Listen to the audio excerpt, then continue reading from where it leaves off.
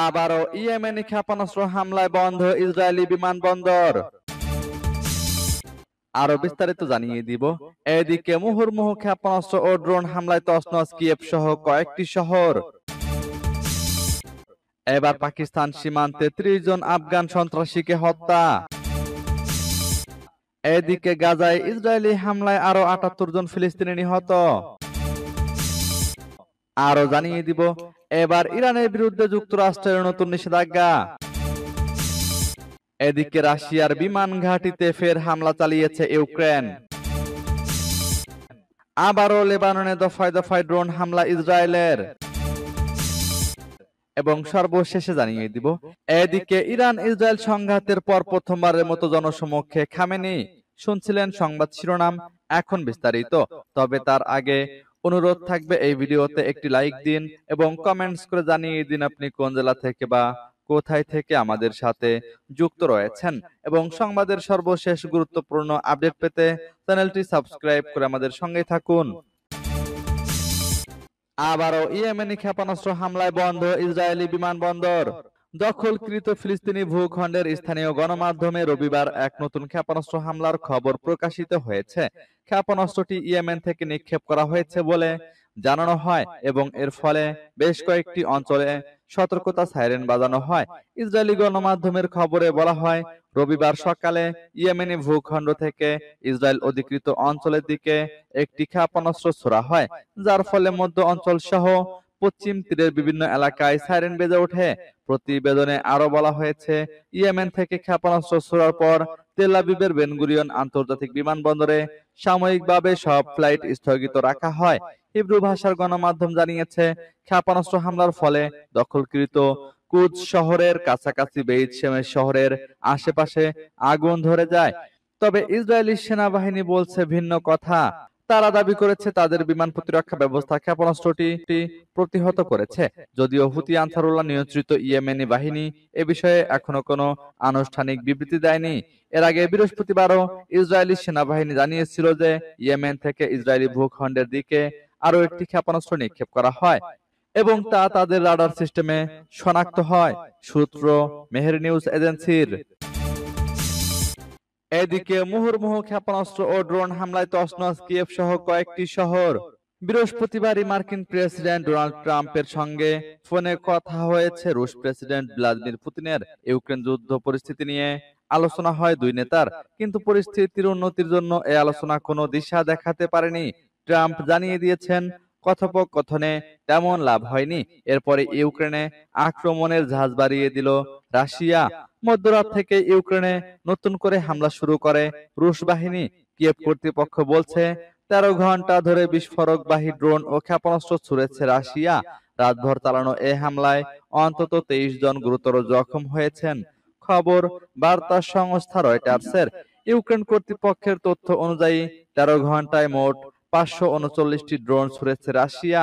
তার মধ্যে ৪৭৬টি ড্রোন আকাশেই আটকে দেওয়া হয়েছে। তবে রুশ বাহিনী একসঙ্গে এত ড্রোন এর আগে ছোড়েনি ড্রোন হামলার নিরিখে, তাই এটি একটি নজির। এছাড়াও রাত থেকে সকাল পর্যন্ত ১১টি ক্রুজ ও ব্যালিস্টিক মিসাইল ছোড়া হয়েছে। রাশিয়ার এই হামলার কারণে রাতভর ঘর ছেড়ে নিরাপদ আশ্রয়ে থাকতে হয়েছে ইউক্রেনের বাসিন্দাদেরকে। ভূগর্ভস্থ স্টেশন বা পার্কিং লটে আশ্রয় নিয়েছিলেন অনেকে।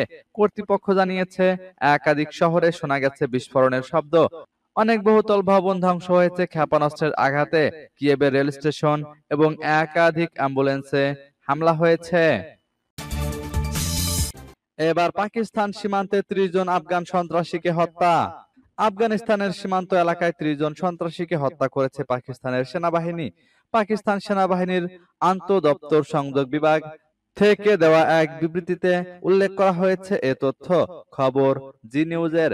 খাইবার পাখতুনখোয়া ও বেলুচিস্তান প্রদেশে আফগানিস্তানের মধ্যে একাধিক সীমান্ত ক্রসিং আছে পাকিস্তানের। আইএসপিআর এর বিবৃতিতে বলা হয়েছে, খাইবার পাখতুনখোয়া প্রদেশের উত্তর ওয়াজিরিস্তান জেলার হাসানখেল সীমান্ত ক্রসিং দিয়ে একদল আফগান সন্ত্রাসী পাকিস্তানে প্রবেশ করেছিল। ব্যাপারটি আজ করতে পেরে তাদের লক্ষ্য করে পাকিস্তানের সেনা সদস্যরা গুলি ছোড়ে এবং এতে ৩০ জন নিহত হয়।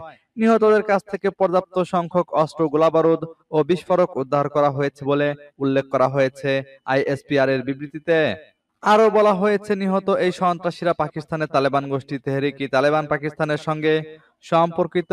গত সপ্তাহে উত্তর ওয়াজিরিস্তানের সেনাবাহিনীকে লক্ষ্য করে আত্মঘাতী বোমা হামলা চালায় সন্ত্রাসীরা।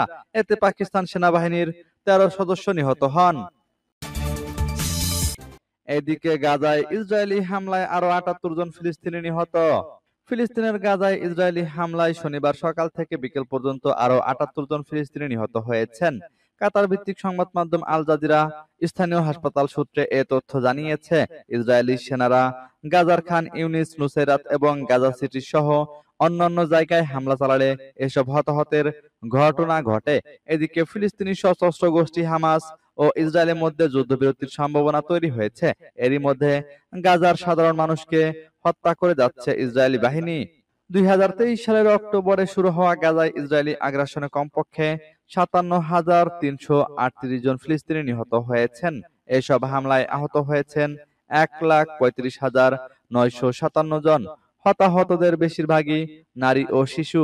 এছাড়া ইসরায়েলি হামলায় গাজায় ব্যাপক ধ্বংসযজ্ঞের সৃষ্টি হয়েছে, যার ফলে উপত্যকায় ভয়াবহ মানবিক সংকট তৈরি হয়েছে এবং অঞ্চলটি দুর্ভিক্ষের দ্বারপ্রান্তে চলে গেছে। এবার ইরানের বিরুদ্ধে যুক্তরাষ্ট্রের নতুন নিষেধাজ্ঞা। ইরান ইসরায়েল 12 দিনের যুদ্ধ শেষে যুদ্ধবিরতি কার্যকরের পর প্রথমবারের মতো ইরানের জ্বালানি খাতে নিষেধাজ্ঞা জারি করেছে যুক্তরাষ্ট্র।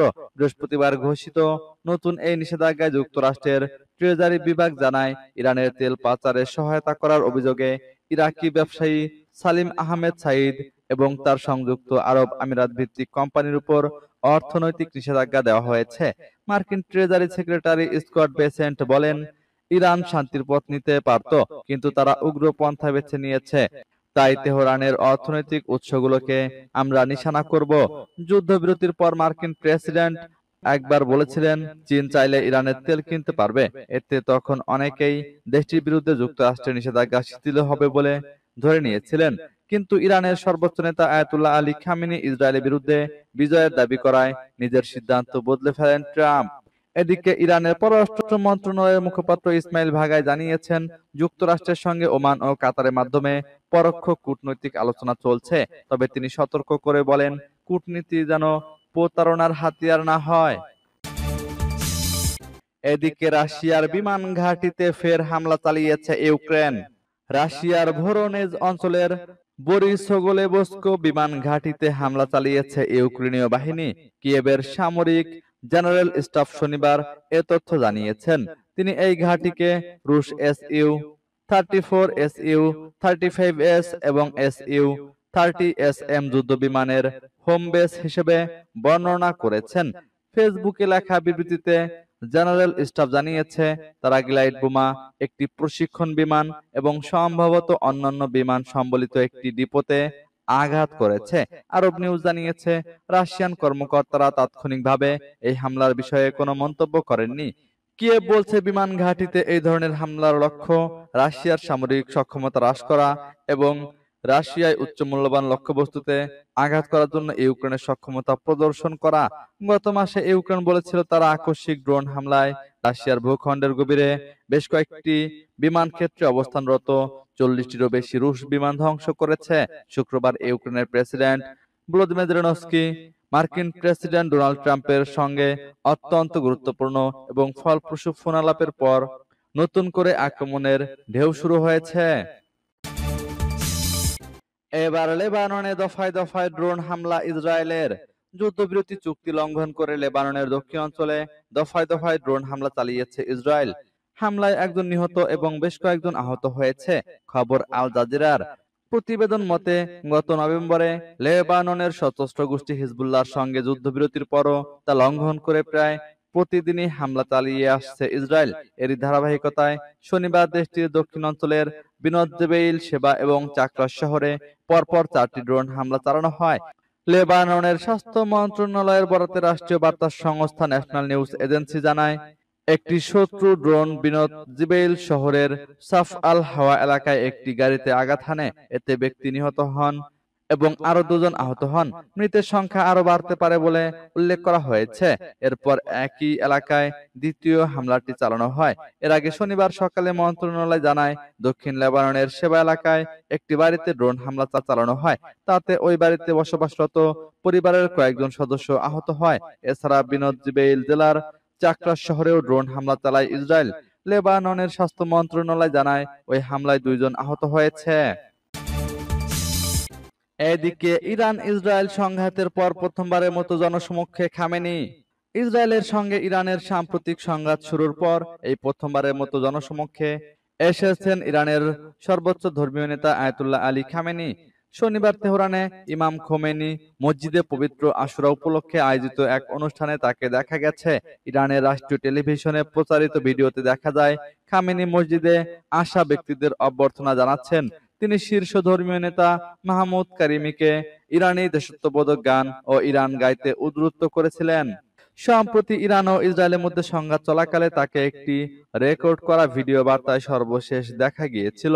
তখন গুঞ্জন উঠেছিল তিনি বাংকারে আত্মগোপনে আছেন। এই সংঘাতে ইরানের শীর্ষ পর্যায়ের কয়েকজন সেনা কর্মকর্তা ও পরমাণু বিজ্ঞানী নিহত হন। গত 13 জুন ইসরায়েল হঠাৎ করে ইরানের পরমাণু ও সেনা ঘাঁটিতে হামলা করে। এরপর ইরানও পাল্টা হামলা চালায় ইসরায়েলের দিকে।